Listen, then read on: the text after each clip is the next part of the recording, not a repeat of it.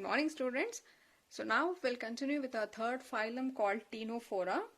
So phylum Ctenophora are commonly called as sea walnuts or comb jellies. I'll let you know why these are called as sea walnut or comb jellies later on.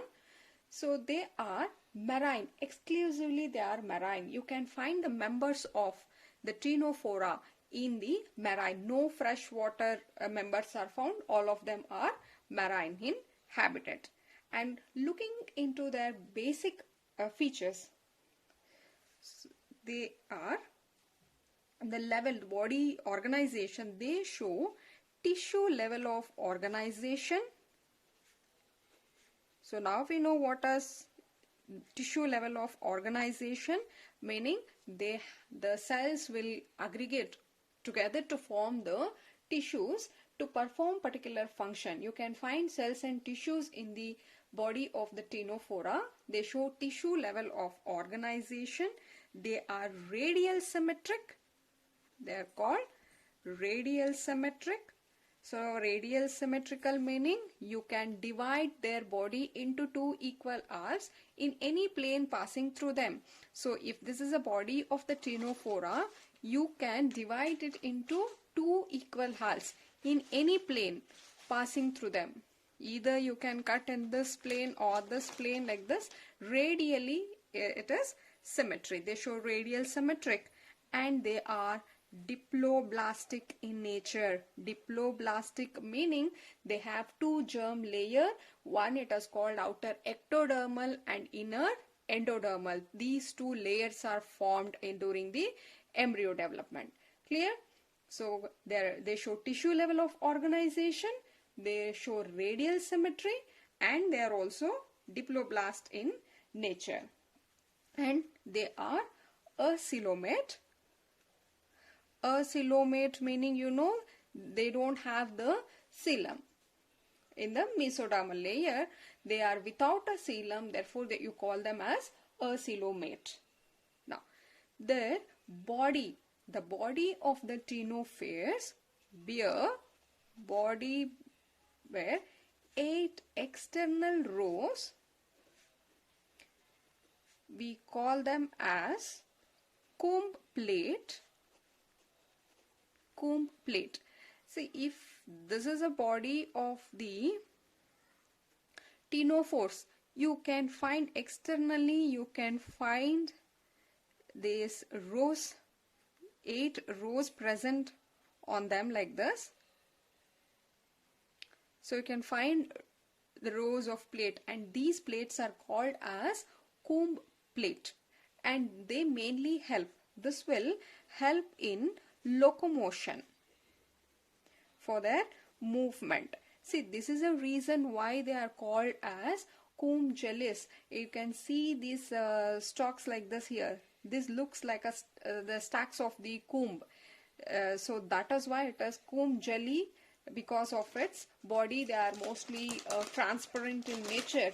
They look like a jelly, therefore they are called as comb jellies commonly. Clear? And these plates, comb plates, are mainly they help in the locomotion.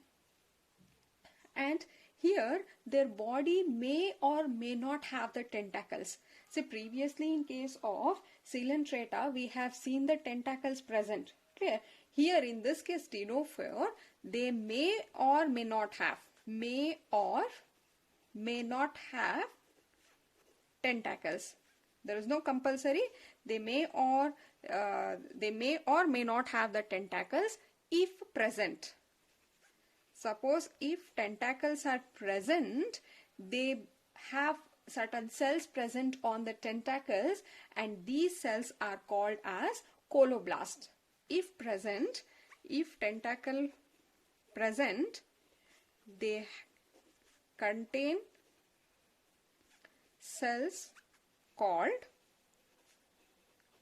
coloblast. If you remember the Coelenterata, I told you in the Coelenterata also they have the tentacles.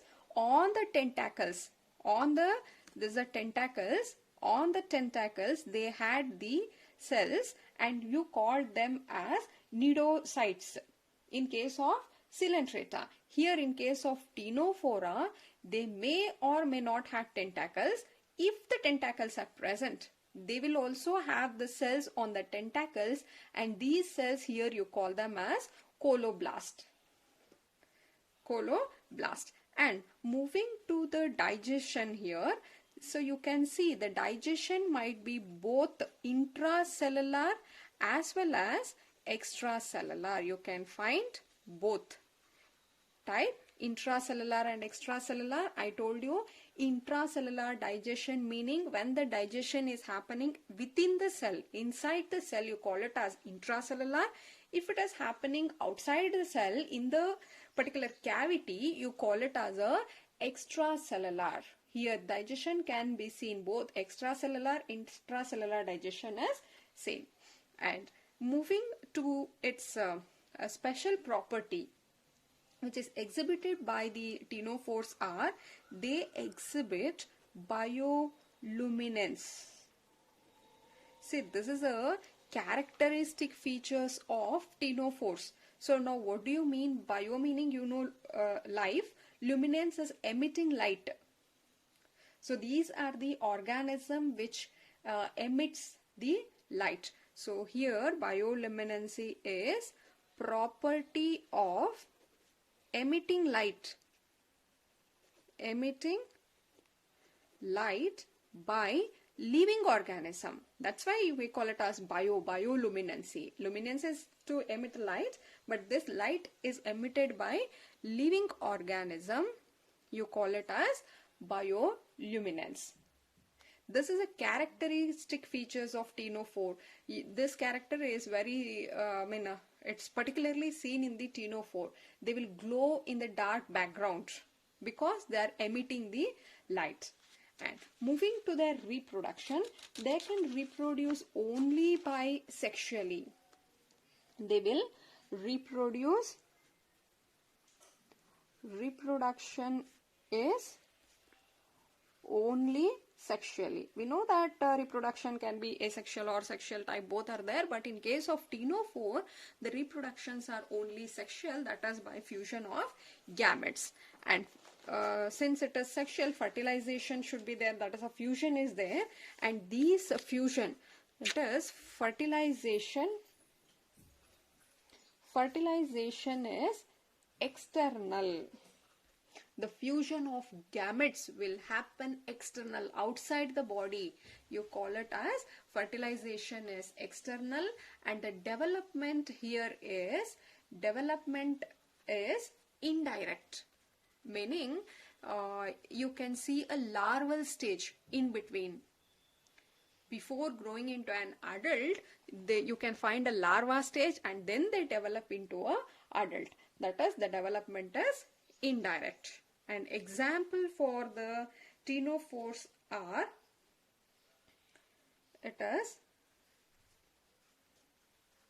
Ctenoplana or Pleurobrachiae. So these are all some examples. Clear? So you can just go through this one. The phylum Ctenophora, they are called sea walnut because, see, we know their habitat is water, they live in the sea. Walnut is because they look, their appearance is like it resembles a walnut, spherical in shape. So they are commonly called a sea walnut, or you can call them as a comb jellies because you can see they are like a comb like structs which are present, and due to their transparent body type you call it as comb jellies. And they are exclusively marine. You can find them in marine water. They show tissue level of organization. They have the tissues, radial symmetry, diploblastic, acoelomate meaning without coelom, and they have this 8 external rows called comb plate which help in the locomotion. You may see the tentacle on them, or tentacles may be absent. If present, the tentacles have certain cells on them, you call them as a coloblast. Digestion is both external, internal. The special property of ctenophores are the bioluminescence, that they emit light. and reproduction is only by sexual method, and fertilization will happen outside, and development is through the larval stage, therefore it is indirect. Clear? This is about the phylum Ctenophora. The name itself, here you can see Cteno meaning it has nothing but the comb. Phora is the bearer. Organism which bears the comb are called Ctenophora. Now let's move to the next fourth phylum called phylum Platyhelminthes. It is our fourth phylum, phylum Platyhelminthes. So here the body is, they are the flat body. They show dorso-ventrally flattened body. See now, dorso-ventrally flattened meaning, if you see the body of this Platyhelminthes, the front and back surface of the body is flat. Both. If this is an organism, their front surface as well as their back surface, both are flat. Therefore, you call it as dorso-ventrally flattened body, and that is the reason why they are commonly called as flatworms. They are commonly called as flatworms. Okay. Now, they are mostly endoparasites. So here, parasitic meaning, you know that they are dependent on other living organism, and most of them are endoparasite meaning which live inside the host. They are dependent on other organism, but they live inside the host. You call it as endoparasites. They are mostly endoparasites living inside the host. Coming to their basic features, here they show organ level of organization. Organ level of organization. Here the tissues will form the organ, and it is the organs which is going to perform particular function. Previously what we have seen was under tissue level only. So now hereafter it will be the organ level of organization, and they show bilateral symmetry. Bilateral symmetry meaning the body is divisible into two equal halves only in one plane. Not in any plane, it is only one plane can cut them into two equal parts. That is called bilateral symmetric, and they are triploblast in nature, meaning they have three layers. Previously they were all diploblast, where we find only the ectoderm and endoderm. In the triploblast we are going to find all the three layers, that is ectoderm, mesoderm and endoderm. All three germ layers are present. That is why we call it as triploblastic, and they are a coelomate. That is without coelom. Clear? They are without the coelom. Here the digestion is incomplete. Digestion is incomplete, meaning they have only a single opening. They don't have two different opening.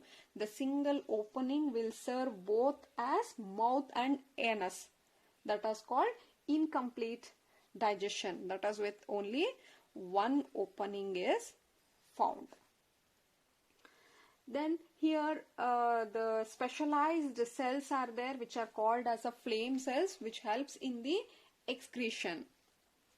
The flame cells, these are the special cells. See, flame cells are characteristics of Platyhelminthes. These are found only in the Platyhelminthes.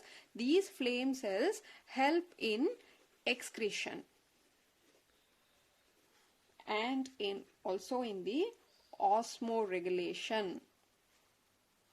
They help in excretion and osmoregulation, And one more here are the sexes are not separate, meaning you can call them as hermaphrodites.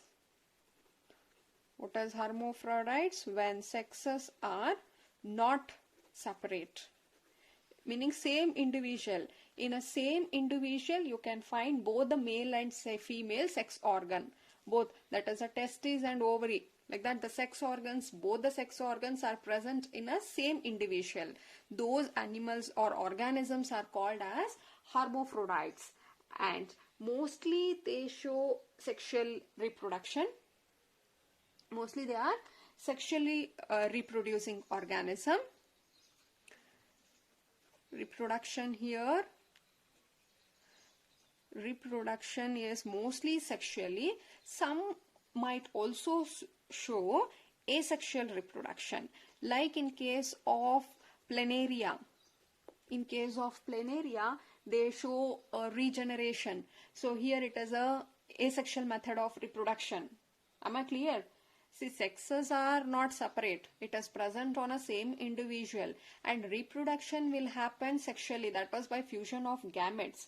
Sexually, and there are some members of this phylum which will also exhibit asexual type of reproduction. Example, in case of planaria, we have seen that planaria will reproduce by regeneration method. They show true regeneration method. Therefore, here it has both. And fertilization is internal. If it is sexual reproduction, fertilization will be internal, because here the fusion of gametes will happen inside the body of the organism, and the development is indirect. Here again, here also you can find the larva stage.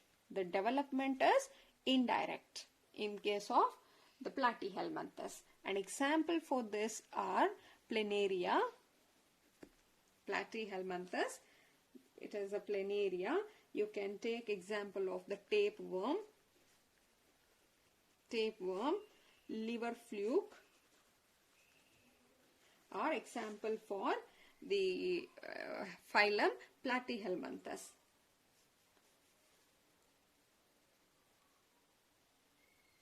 See, when they are in a parasitic form, they might have a specialized, they will have the hooks and suckers are found.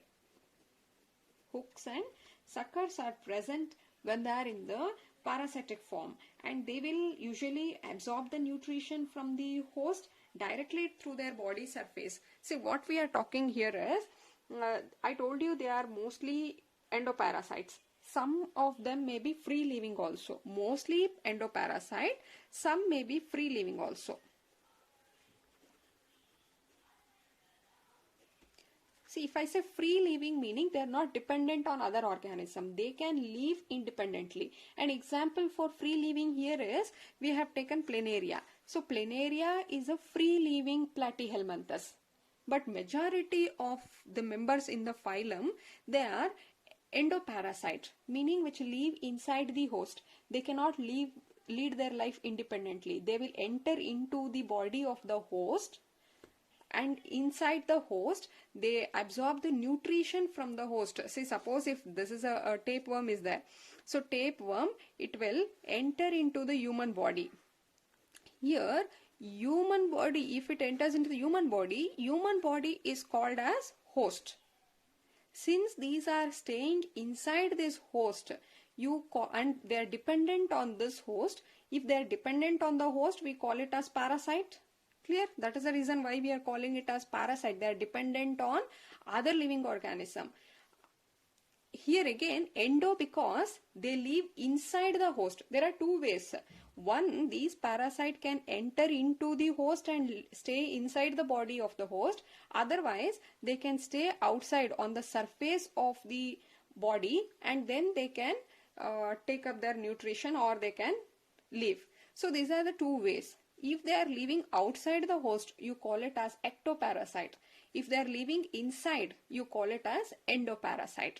So when they are in the endoparasitic form, they will have these hooks and suckers. These are meant to absorb the nutrition from the host. Clear? So this is all about the phylum Platyhelminthes. We'll revise. So they are called flat bodies. They are commonly called as flatworm. Why? Because if you see the body of these organism, they show dorso-ventrally flattened body. Both their front and back surface of the body is flat. And they are mostly endoparasite, which live inside the host, and some may be free living also.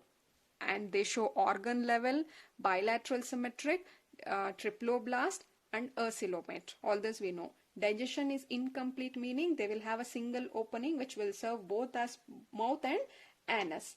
And they have a special cells called flame cells which help in the excretion and osmoregulation. They are the hermaphrodites. Both the sexes are present in same individual, and mostly the reproduction is sexual. Some of them also show asexual reproduction, as in case of planaria. In case of sexual reproduction, the fertilization is internal, happens within the body of the female or within the body of the organism, or the development here is indirect. In the parasitic form, they have these hooks and suckers meant for absorbing the nutrition from the host. This is all about the phylum Platyhelminthes. Now, let's take up the next phylum called phylum Aschelminthes. It was phylum Aschelminthes. Previously it was Platyhelminthes, called flatworm. In the phylum Aschelminthes, commonly we call them here, it's a roundworms. There the body was flattened, therefore you called it as a flatworm. Here you call it as a roundworm. Coming to their habitats, you can find them both, they can be aquatic or they can also be present on the soil, that is, they can be terrestrial. They can be both. You can find aquatic as well as the parasitic, and they may be free living or they may be parasites. Aquatic meaning you can find them in water, in the soil, and they can be free living. They can live independently or they can be dependent on other organism. You call it as parasites.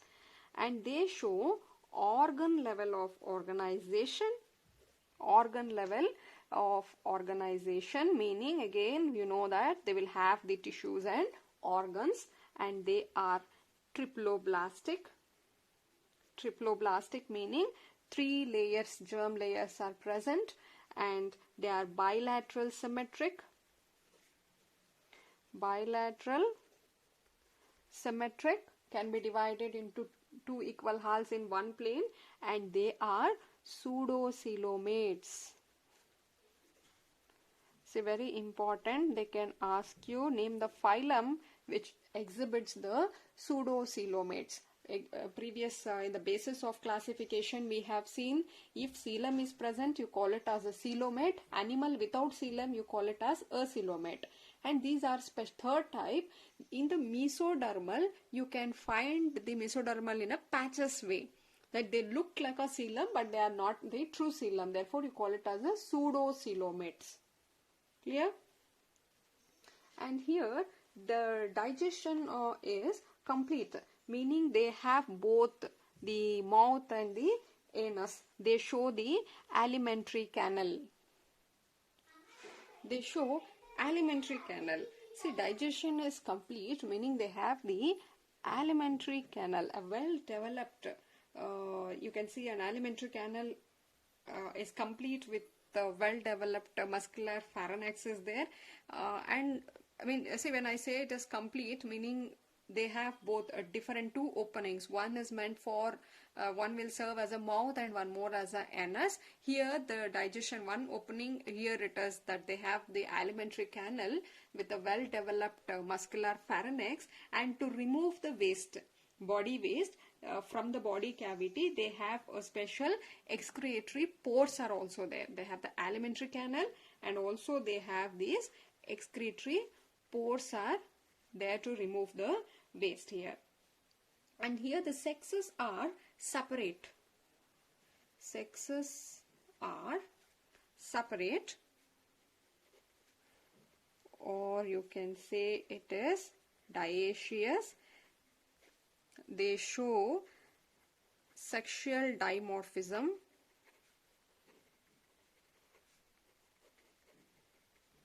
Sexes are separate, meaning male sex organ is present in a different individual, female sex organ is present in a different individual. Therefore, you will find male and a female body separate. And they show sexual dimorphism, meaning you can easily distinguish between a male and a female. So in case of the Aschelmanthus, the Ascariasis is an example for Aschelmanthus. So there you can easily distinguish between a male and a female. So I'll show you the diagram here. See, these are the Ascariasis, which belongs to the Aschelmanthus. In this case, you can see here the male are short and they have the hook at the tip. So this is how you can distinguish the male and a female.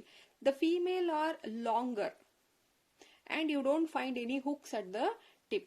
It's not like curved. You cannot find any hook here. Here in this case you can find the hook. This you have to study in your lab. It is called Ascariasis. Ascariasis is an example for roundworms. So they show a sexual dimorphism. And then the fertilization is internal. Fertilization is internal, happens inside a female body, and development is direct. Development is direct or it is indirect. Some members of this phylum show a direct development. They directly develop into an adult, and some of them develop to an adult with a larval stage. Both kind you can see. So here examples for this are, the most common is Ascariasis, and second one you call it as Vriceraria. Okay, so let's go through this again. Phylum Aschelmanthus are commonly called as roundworms. So because their body is round, they are not flattened as in case of Platyhelminthes. They can be aquatic, you can find them in water, soil, both. They can be free living, they can live independently, or they can be dependent on other plant or animals. They show organ level of organization, meaning they have the cells, cells form tissues, tissues will form an organ, and organs will perform the function.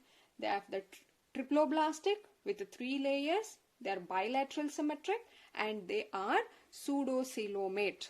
These are the phylum which exhibits the pseudocoelomate animals. You can see them. And here the digestion is complete. They have different 2 openings, which one will serve as a mouth and one more as a anus. So here they have the alimentary canal with a well developed muscular pharynx, and to remove the waste material from the body they have a special excretory pores on their body. The sexes are separate. Male and female is separate and easily they can be distinguishable.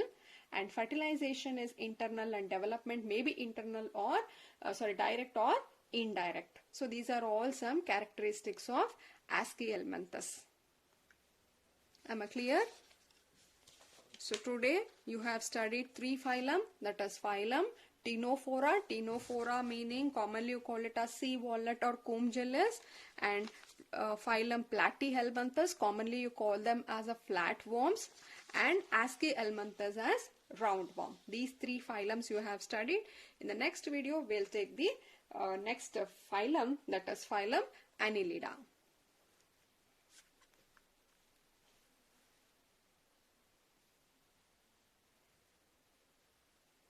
Yes, make notes. Say individually write phylum. At the end we will make a table having showing all this 11 phylum and their characteristics. So table always help you to study the phylums together.